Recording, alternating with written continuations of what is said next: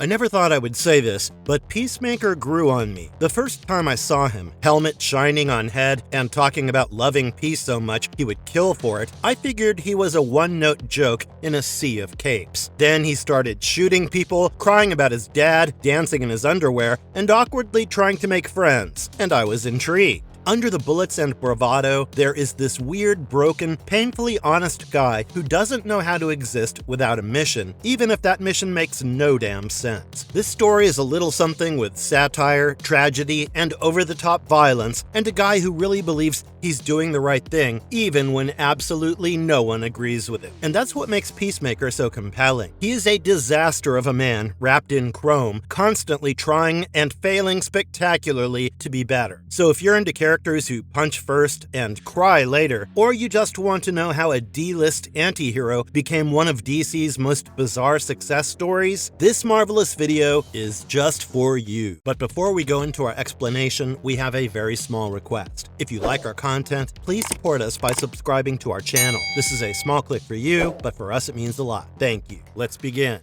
Origin and Charlton Comics era, 1966 to 1983. Before he was a helmet-wearing killing machine in James Gunn's The Suicide Squad, Peacemaker was introduced in the pages of Fightin' 5 issue 40 back in 1966. Charlton Comics gave us Christopher Smith, the only child of two very driven parents. His father started out as an army officer before moving into politics as a statesman, while his mother was a research scientist. Between the two of them, Smith inherited love for science, a talent for flying high-performance fighter aircraft, and enough family wealth to make all of it possible. He called himself the biggest pacifist, and so instead of chasing more power or military glory, he went into diplomacy, serving as a U.S. peace envoy at the Geneva Arms Conference. His mission was simple in theory: talk the world into putting down its weapons before they blew each other to pieces. That worked fine on paper, but Smith quickly figured out that handshakes and polite conversation weren't going to cut it. Peace was still the goal, but he realized that sometimes you had to fight to protect it. That contradiction sat at the heart of Peacemaker's origin. Smith was the kind of guy who truly believed in peace, but didn't trust the world enough to let peace survive on its own. Every time he faced off against terrorists or dictators, it became clear that all the smooth talking and conference rooms in the world weren't enough. So he broke his own vow and threw on a red and white jumpsuit, slapped a Dove logo on his chest, strapped into a jetpack, and put a shiny metallic helmet on his head. That was the birth of Peacemaker, a vigilante who would do whatever it took to stop the bloodshed, even if it meant causing some more himself. And yes, the helmet looked like a toilet seat. Fans noticed, well, he didn't care much. His base of operations was as dramatic as his mission. Smith lived in a lavish private chateau in the Swiss Alps, but beneath the fancy mansion, hilariously named the Peace Palace, there were just enough weapons to start a small war. Missiles, rifles, bombs, the whole works. Nobody really knew why he was stockpiling all that firepower because he kept telling himself he would never use them. At first, he claimed it was symbolic, or maybe he was just trying to keep them out of the wrong hands. But why build an entire weapons bunker if you don't plan on pulling the trigger? For the rest of his career, that mountain stronghold was where Christopher Smith, the diplomat, disappeared and Peacemaker took flight. Smith's version of Peacemaker wasn't lethal in his early days. He used tech and gadgets and fists, all non-lethal stuff, to take down global threats. But every time he threw a punch or fired his gear, he would remind himself, and everyone around him, how much he hated doing it. Like every single time. It was almost like he was trying to convince himself that this wasn't who he really was. Charlton's version of Peacemaker was soaked in Cold War feel. He fought warlords, extremists, and other global threats, usually in big action set pieces that were both serious and kinda campy at the same time. He came across as a guy who wanted to believe he was still doing the right thing even when his methods clearly said otherwise. And that mental conflict, that strange dance between peace and punishment, is what made him such a weirdly fascinating character. In the early stories, Smith wasn't totally unhinged like the later versions. He was dead serious about his mission, but you could see the cracks forming. The trauma, the pressure, the guilt, all of it simmered underneath the surface. You had a man so obsessed with peace, he was willing to wage war to protect it. That contradiction wasn't just his flaw, it was his identity. After debuting in Fightin' 5, Smith got his own 5-issue solo series. Charlton gave him the spotlight for a bit, but by the late 60s, interest faded. The comic line itself was struggling, and Peacemaker was shelved, and he just vanished. For years, he stayed buried in Charlton's back catalog, and they had no idea what to do with a peace-loving vigilante who looked like a cross between a superhero and a kitchen appliance. That could have been the end only if DC Comics hadn't stepped in. When DC acquired the rights to Charlton's characters in the 80s, Peacemaker was pulled out of long slumber, and that's where things got weirder, darker, and way more fun. But his roots are pure Cold War absurdity. A man who thought peace could be enforced at gunpoint, Dove logo and all.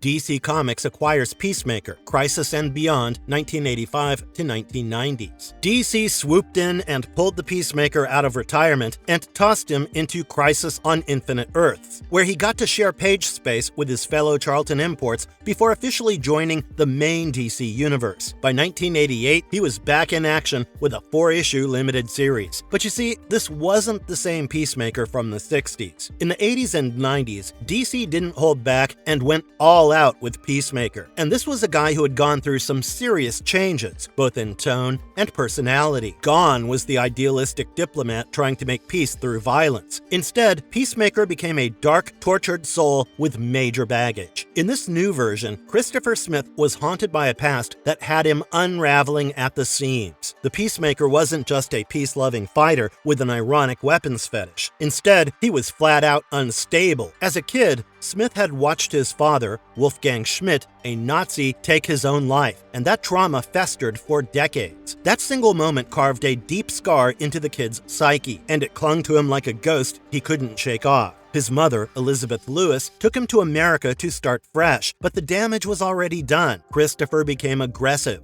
withdrawn, and unnervingly smart. And then came the visions of his father, still in SS uniform, whispering in his ear, pushing him toward the same ideals. By the time he turned 18, Christopher had stopped resisting that voice. He joined the US Army, and he would still hear his father's voice during missions, barking orders. Smith was now talking to things that weren't there, and eventually losing his grip on reality. His first tour in Vietnam became the breaking point. A botched military intelligence report mixed with Wolfgang's constant ghostly prodding led him to slaughter an entire village of civilians. The army court-martialed him, and he ended up with a life sentence in Leavenworth Federal Penitentiary. Even prison didn't heal him. If anything, it locked him in a cage with his worst impulses. The government still saw his value, though, and by the end of his second year of imprisonment, the government pulled him into service for an elite anti-terrorism unit called Project Peacemaker, obviously with a bomb in his head in case he ever decides to cross the line. And just like that, Peacemaker became a hired gun with the power to clean up the messes that no one else wanted to touch. He had an entire team, a high-tech base, and the resources to go full force whenever he needed to. But on the inside, he was falling apart. The more he fought for peace, the more obsessed he became with controlling the world, bending it to his will. Instead of fighting bad guys for a noble cause, he was trying to fix a broken world by force. Peacemaker's mission was a mess. It was a guy trying to redeem the world, but mostly he was trying to redeem himself. And honestly, he wasn't doing a great job at it either. While he wasn't plastered on comics every month, he did turn up in the middle of dirty business often, a little too often.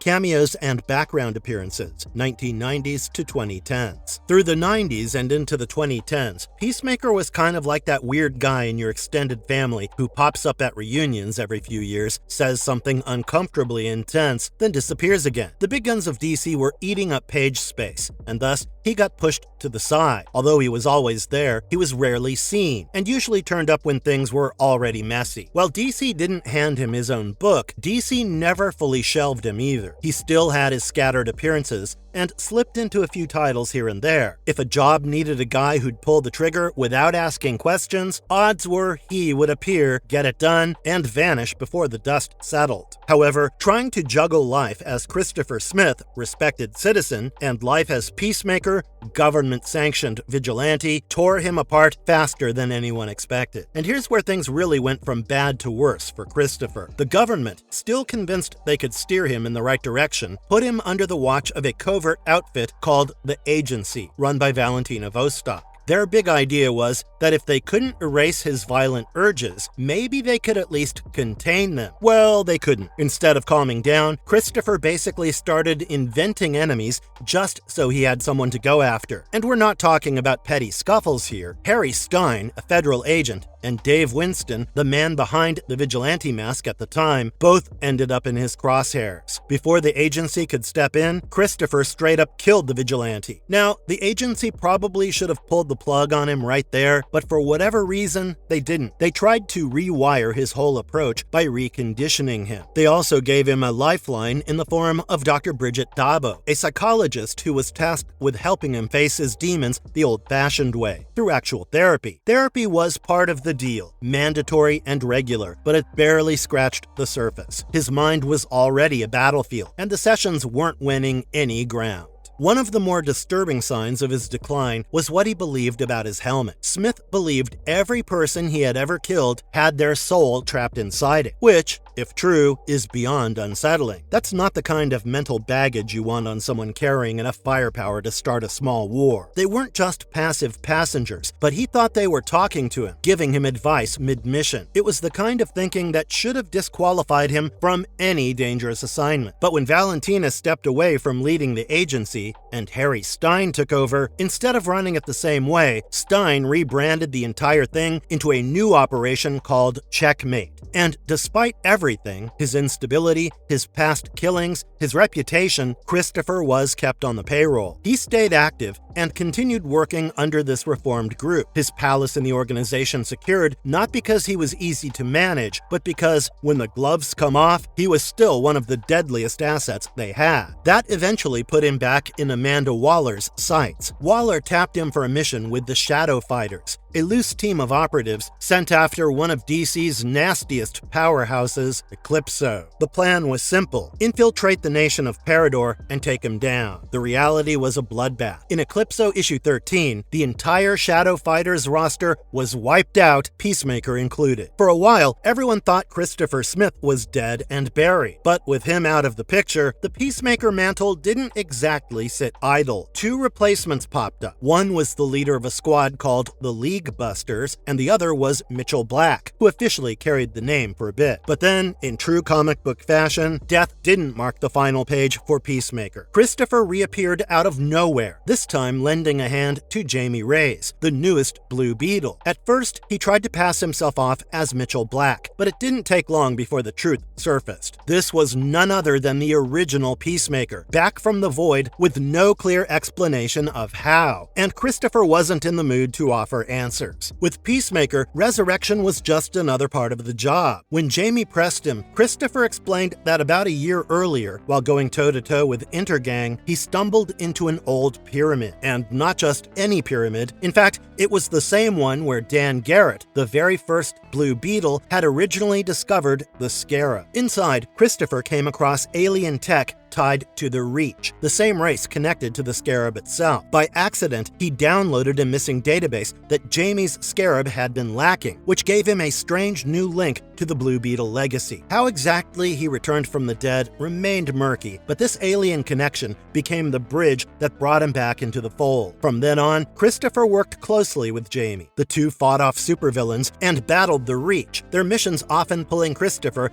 deeper into Jamie's world. Eventually, the bond went even further, and Chris ended up with a Scarab of his own grafted to him. This put him on the radar of the Sinestro Corps during their war, and before long, a yellow power ring sought him out. The ring's mission was to push him to kill Jamie Reyes, but Jamie didn't back down. Using his own Scarab's interface, he tapped into Christopher's mind and helped him confront his fears and voices that had haunted him for years. That intervention gave Chris the guts to make one final stand. He literally ripped the Scarab out of his own spine, nearly killing himself in the process. He survived, though badly injured, and instead of fading away, he stepped up one more time and defended Jamie's family during a Reach assault. After that, he settled into more of a mentor role for Jamie, offering guidance rather than leading the charge. By the end of that Blue Beetle run, Christopher decided to leave El Paso. Before heading out, he gave Jamie parting advice: stop leaning on others and grow into his own hero. Christopher wasn't gone for good, though. He resurfaced later in Final Crisis Aftermath: Escape, where he turned up as a detainee and possible recruit for the Global Peace Agency, another shadowy organization that had its eye on his skills. Even after all the chaos, death scares, and alien scars, Christopher Smith still found himself circling back into the endless cycle of secret agencies and world-saving schemes. Peacemaker also had a brief stint with the Suicide Squad. Emphasis on brief because his brand of peace through violence didn't exactly make him a team player. This was peak Black Ops Peacemaker. He operated in DC's shadowy corners, covert hits, messy espionage, and classified missions. Writers often painted him as unstable and dangerously committed to his cause, still unpredictable, still carrying that mental baggage that made him dangerous to friend and foe alike, which didn't exactly help his popularity with the cape and tights crowd. And while most characters of his era were busy posing for posters and getting their names in bold, Smith was out in the cold, doing the sort of work that didn't make it into the history books but kept the whole house from burning down. It wasn't glamorous, but it kept him in the game. And that was the whole point. Peacemaker wasn't built for center stage during this era. He was the guy in the shadows, working angles nobody wanted in the daylight. A reminder that the DC universe had corners even Superman didn't fly over. But even while he was floating around in obscurity, the Maker was not the one to go into the night quietly. When Alan Moore was developing the Watchmen in the mid-80s, he wanted to use him directly in his story, but couldn't. So he had to create new versions. And that's where the Comedian came from. Essentially a darker, more cynical reimagining of Peacemaker. That version took the whole peace at any cost philosophy and gave it a political cynicism. In Watchmen, he is a government-backed soldier of fortune who sees the world as one big cruel joke, and instead of trying to change it, he plays along. Where Peacemaker still had that comic book sense of heroics, even if they were messy and hypocritical, the Comedian stripped away the idealism and left nothing but the brutality. The Comedian's worldview was far bleaker, and he became a commentary on American interventionism, the corruption of patriotism, and the moral cost of endless war. Even his name works as a dark mirror to Peacemaker. Both are ironic titles, but the Comedian's is laced with cruelty instead of contradiction. So while Peacemaker was never a front and center character in DC's main line at the time, his DNA is obvious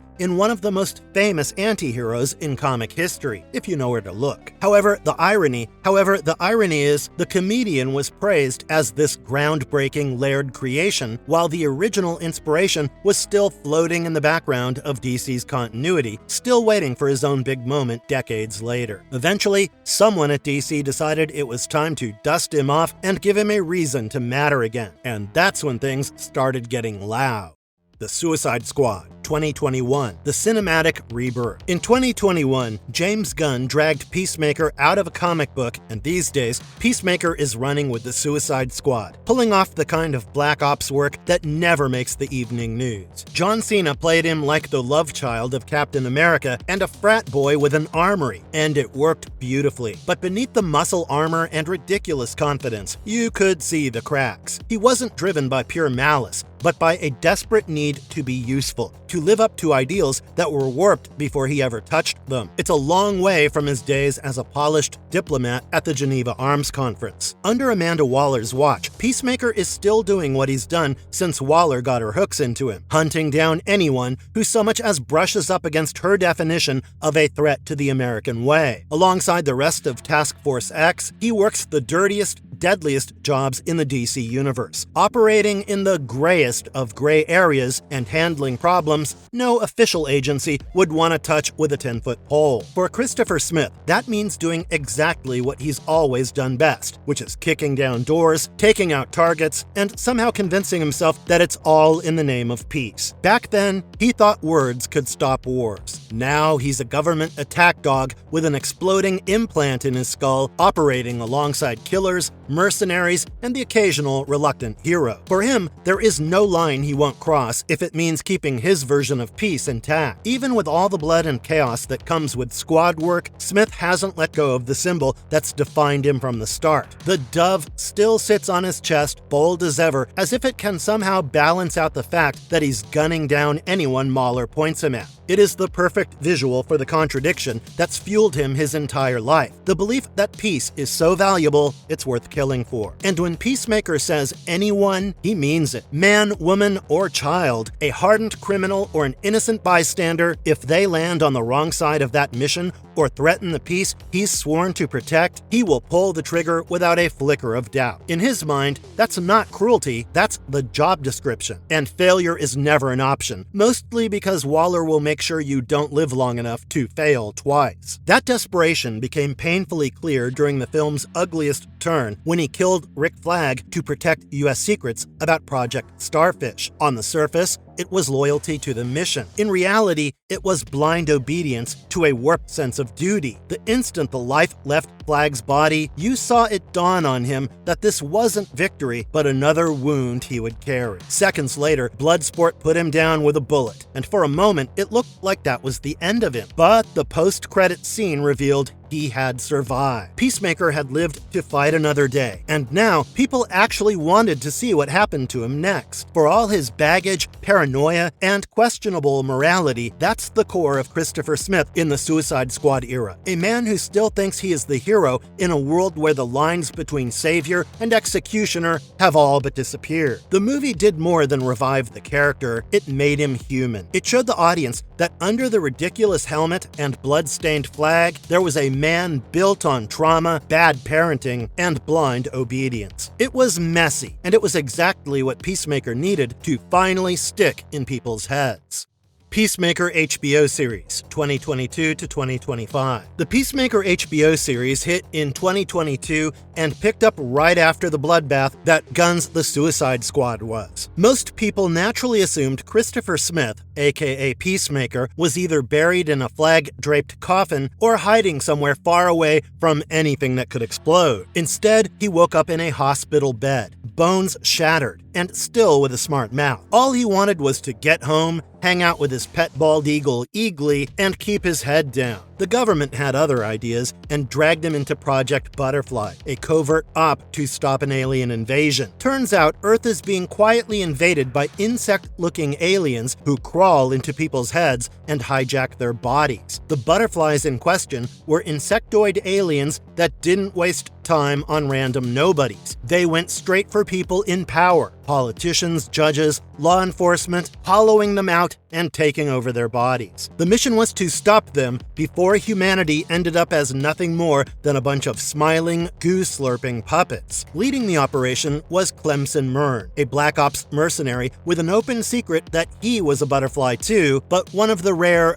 good ones. Peacemaker gets a team that was a mix of skill and dysfunction, to say the least. Amelia Harcourt, a hardened field agent with no tolerance for man-children, John Economus, a tech guy with decent hacking skills, a questionable beard dye job, and a surprising talent with an axe, Leota Adebayo, Amanda Wallace's daughter, who had a heart far too soft for this line of work, and Vigilante, Peacemaker's best friend, a cheerful murderer, a golden retriever in human form who's just happy to be here. Over 8 episodes, the team fought alien parasites, wrestled with their own issues, and slowly became something resembling a dysfunctional family. Harcourt went from rolling her eyes at Peacemaker to holding the group together. Adebayo became the team's moral compass, and in the finale, blew the lid off the entire operation by exposing her mother's corruption on national TV, effectively putting Amanda Waller on the wrong end of public opinion. By the time the butterflies were stopped, Peacemaker had saved the planet, killed his dad, and hugged an eagle, all in a week's work. Also, how can we forget the opening credits dance sequence to Do You Want to Taste It, with Peacemaker dancing with a straight face? It became an internet obsession, the kind of bizarre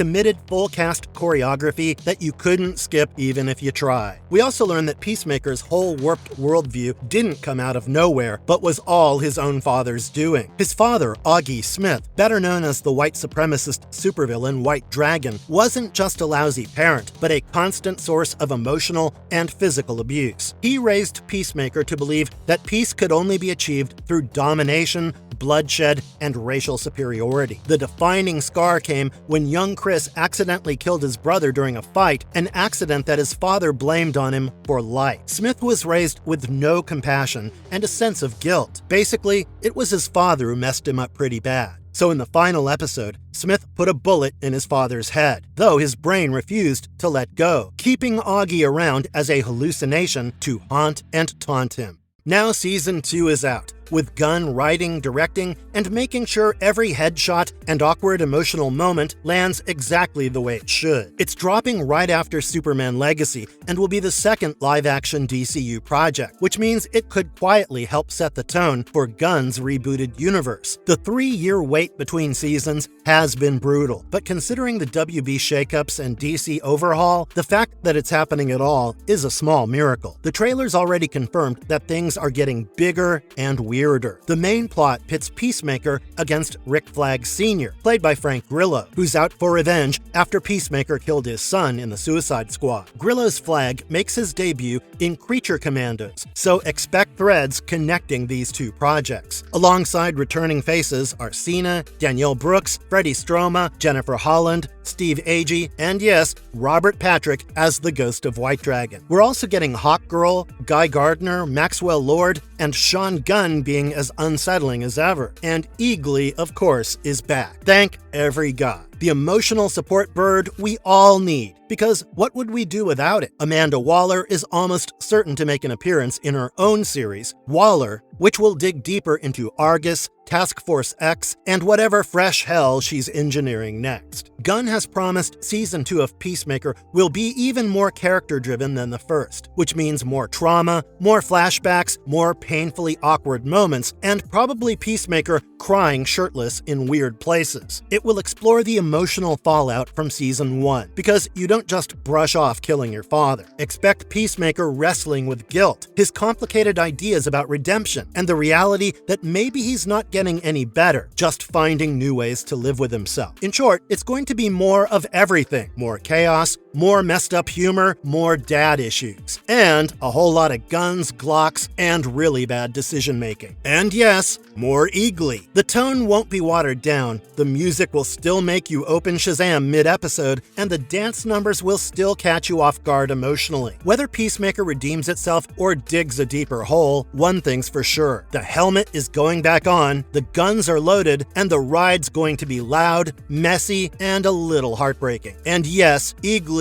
better make it out alive. Recent comics revival, DC Black Label, and more, 2022 to present. Peacemaker's comic book life, too, got a serious jolt starting in 2022, and DC has been making sure he stays on the radar, sometimes as a dark, violent figure, sometimes as a sarcastic disaster with a heart he pretends not to have. It began with Peacemaker Disturbing the Peace, a one-shot under DC's Black Label, which meant it could go all in on mature content. Written by Garth Ennis, the story doesn't try to soften him and takes us straight into the ugliest corners of Christopher Smith's head. The book painted a blunt picture of a man who was shaped by trauma, raised on violence, and obsessed with his mission, because without it, there was nothing holding him together. It's blunt, violent, and unflinching, turning him into less of a comic book oddity and more of a dangerous man living inside his own contradictions. Then we see a complete shift in tone in 2023's Peacemaker Tries Hard, a miniseries under DC's humor line. This one plays him closer to John Cena's HBO version because it's loud, stubborn, occasionally sweet, but still bizarre. He ends up adopting a dog whom he names Bruce Wayne, still tangling with terrorists and trying to be a better human being, or at least something that vaguely resembles one. The humor lands because it still keeps a little of that unfiltered edge. It has the violent set pieces one would expect, but also a weird, scrappy wholesomeness that made it feel like the comics finally nailed his balance of being absurd and relatable. Between the brutal Black Label origin dive and the unhinged, heartfelt comedy of Tries Hard, Peacemaker has no moment to take a his helmet off. He appears in team titles and crossovers with Checkmate, Suicide Squad, and Task Force X, always as that unpredictable element who could either save the day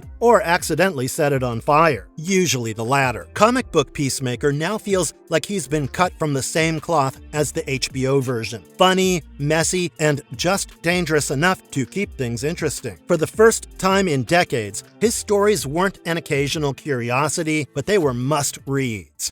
Personality, skills, and symbolism. Peacemaker at its core is obsessive to the point of self-destruction, locking onto an idea and refusing to let go no matter how much evidence piles up that he's wrong. He takes things literally, which makes him both unintentionally funny and dangerously uncompromising. On the surface, he's boisterous, loud, inappropriate, and cartoonishly sure of himself. But underneath, there is a guy who is emotionally clamped shut, lugging around years of unprocessed guilt and anger. That mix makes him ridiculous in one moment and genuinely tragic in the next. He is fiercely loyal to the people he decides matter, but that loyalty comes with an unstable streak because he will defend you with his life, but he might also wreck everything in the process. Skill-wise, he is no slouch. He is an expert marksman who can make impossible shots look easy, and he knows how to throw down in a fight. His hand-to-hand combat training is military grade, and when his head's clear, he has an excellent tactical mind, though his impulsive side means careful plans have a way of going off script. He is just as comfortable going solo as he is working in a team, though team player might be stretching it, given his tendency to do things his way. Then there's the symbolism, which is almost too on the nose to ignore. That chrome helmet, sometimes in its original dove shape, sometimes in varied variants, is supposed to be a symbol of peace, but in his hands, it's also a control mechanism, a reminder of the weight he puts on himself to fix the world. It's his mission statement and his psychological baggage all at once. And that's really the heart of Peacemaker. He is, after all, a man who wants peace so badly, he's willing to spill blood to get it. And that paradox makes him a walking satire of hyper-nationalism and toxic masculinity, holding a mirror up to the idea of patriotism taken too far. No doubt Peacemaker is dangerous, absurd, and deeply flawed. But it's what makes him fascinating. He can make you laugh, wince, and question your own beliefs all in the same scene. And there aren't many characters who can pull that off without losing the thread.